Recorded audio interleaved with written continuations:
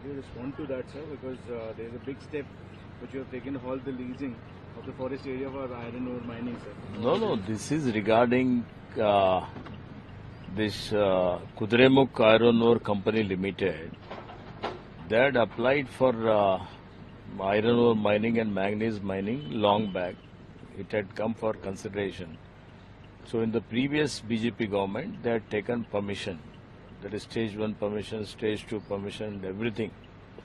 Now the issue is that the KIOCL company, Kudremukh Iron Ore Company Limited, so its track record is very bad. So when earlier, previously when the state government had given forest land for mining, they have violated many rules. Forest conservation rules have been violated. Wildlife Protection Act rules have been violated. And the CEC, Central Empowered Committee, has also observed and they have remarked that action should be taken against KIOCL company. And the Karnataka government has imposed a fine of 139 crores. That 139 crores they have yet to pay to the Karnataka government.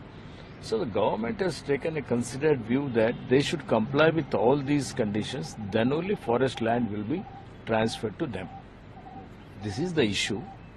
So we are there to protect environment, to protect forest, and will take necessary decisions in the interest of the state and in the interest of the environment. Last question would be, Kande sir, that as we speak, Prime Minister just tweeted and tried on 25th of June, they tried to remember as the dark day of emergency. And PM said that dark day of emergency reminds us how... Listen to me, let him address the autocratic rule of BJP government.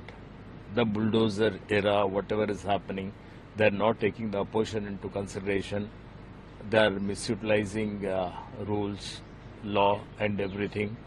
So you see what is happening in Manipur, what has happened in NEET examinations. 24 lakh students have appeared for the exams and their whole career is at stake.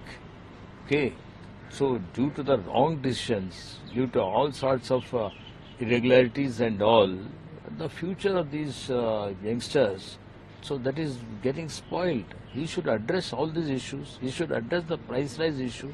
Should take opposition people into confidence. That's not happening. And I don't know why unnecessarily he is raking up previous issues just to divert the attention of the people.